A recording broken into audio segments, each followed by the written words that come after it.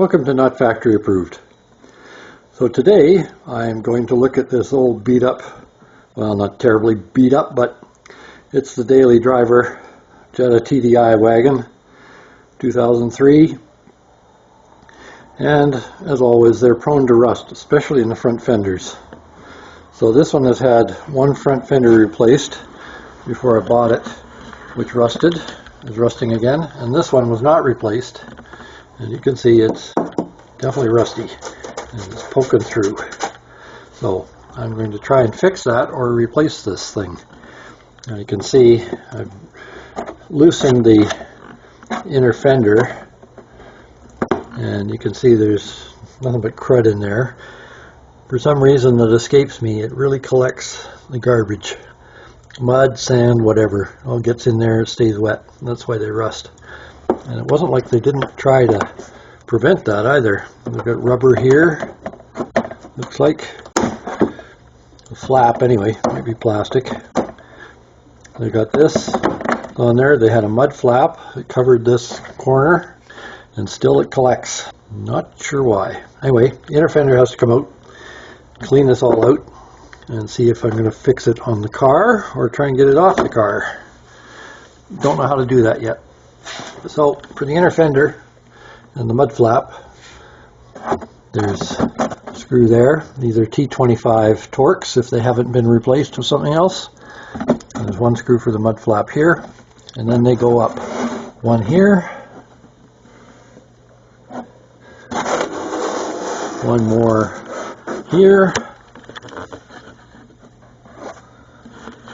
one there, I have to remove yet, one there. And then you have another one here and another two down there. And then the inner fender comes out, at least this part of it here, up in here. This part stays, it's part of the car. Okay, here goes.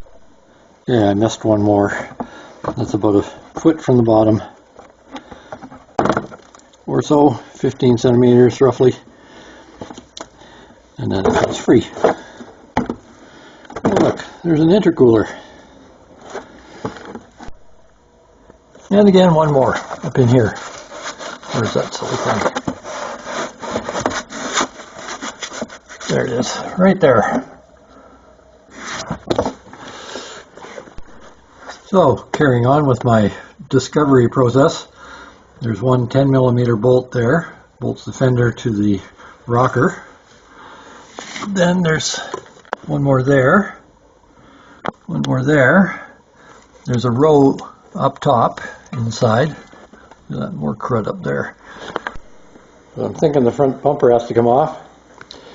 From what few videos I've started to see, and they're just too slow. I'm just not that patient. They've removed the bumper, or getting ready to remove the bumper. So the grill has to come out. It just pops into these spots here.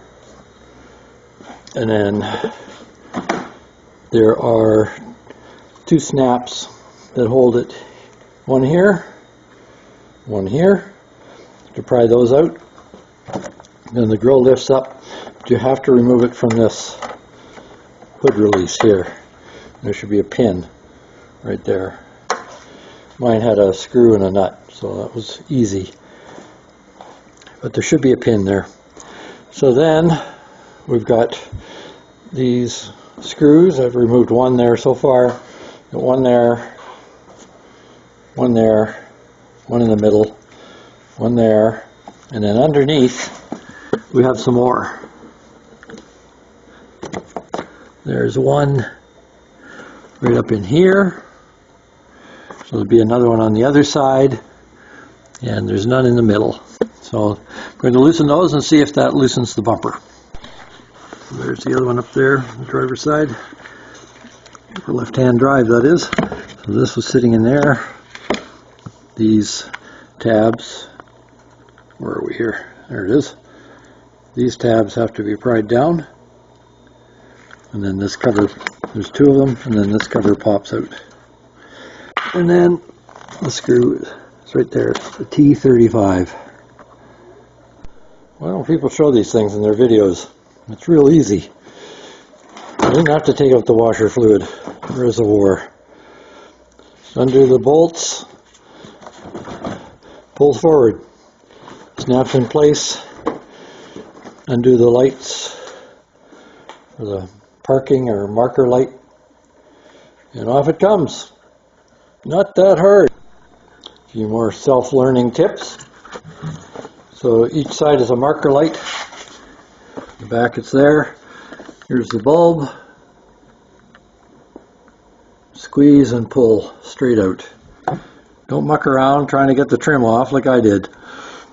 Just come straight off. Both sides. Then it's loose. Then there's 3 further Torx, T25 Torx, and this piece goes on there. And that holds the bumper on. So once you undo the 3 of them, this pulls off. And then there's 2 more bolts here. And the fender should come off. Success. Fender is no more. Likewise, this marker light back here, same thing. Squeeze and pull straight. Make sure that the undercoat is not holding it in place. This one was kind of held in place by the undercoat. Took a little wiggling. So there it is. There's the section in question. It might have enough good stuff in there that I can just put in a piece that I can hammer into shape. But I'll see. Some is pretty rough. This edge is pretty rough. That's going to have to be cut. But like that. This was rusty here before. One thing to point out, if you have to replace the headlights, you got to take the bumper off. There's 2 more Torx screws there. And then it should pull out once you undo these 2 as well. That is. Just throwing that in for free. So now I can see the front of the rocker. Looks like this is a drain hole. I wonder if that's why it's collecting, although the mud flap does come down like this, so I would doubt it. So this is all rotten. That's got to go. So here's the edge you want to follow and come around. Leave this drain hole. We're going to have to cut it back to about here. That's where it's all rusty. And form a piece. So this piece should be fairly simple to go around here. Probably 1.5 inches wide max. Then I have to have a piece here. I'm not sure exactly what it's supposed to look like, but it looks like it follows from here. It's hard to tell, but that's kind of what it looks like. Kind of guessing. And we can see the edge here. That comes up. So that's what I'm going to reform, and then I'm going to put a piece here to reinforce it. So it's going to be probably like this. Well, that's still going to be a trap. So I'm not liking that much, but it seems to be on these things that you have to take the inner fender loose once a year and clean all the crud out of here, which is a bit annoying. I don't really want to do that kind of maintenance, but it's either that or lose the fender, I guess, and the rocker. One thing about rust, it's almost always worse than you thought. So now I got to make this piece as well, because that's really thin and this is broken here. So here's the piece that I made, which goes there. A little bit of trimming to do there, but it will fit. So now I got to make this piece here. And I think I'll just cut it up there and weld it. I'm trying to replace the whole thing, and then I got to chip away this old undercoat that's loose and not hanging on anymore, and clean that up as well. Because I'm working a little bit close to carpet and soundproofing and so on, I've pulled that away, and I keep reaching in there just to make sure there's no excessive heat. I have embarrassingly set cars on fire before.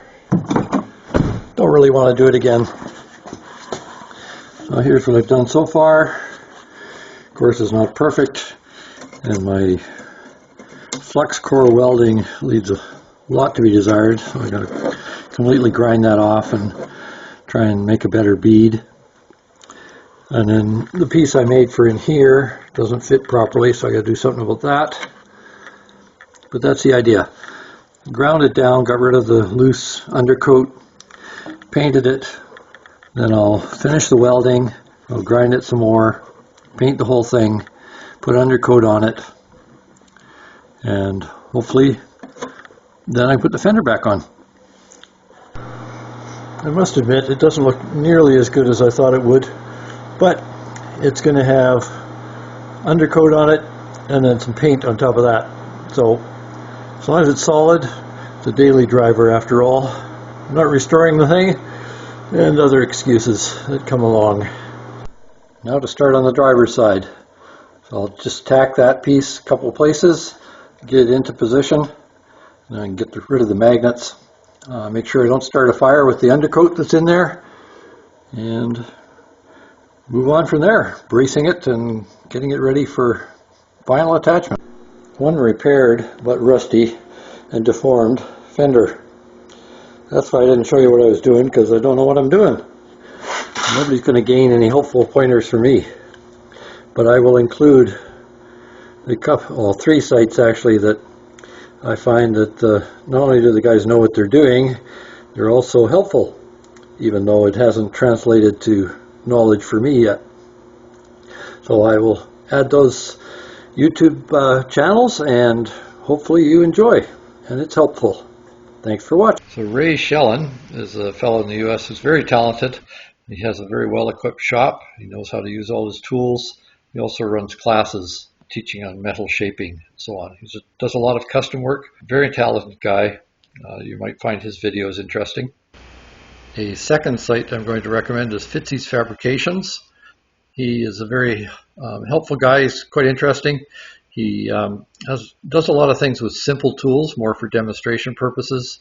He's quite helpful. He also does a lot of custom work as well as rust repair. So you may find his site helpful as well, hopefully.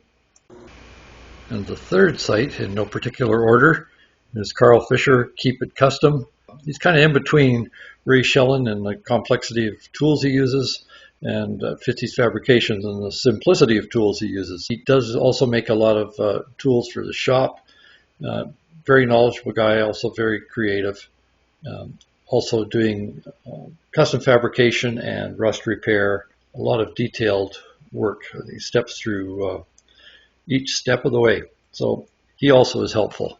Please don't forget to like, share, subscribe, or even notify, or any of the above, or all of the above. Thank you.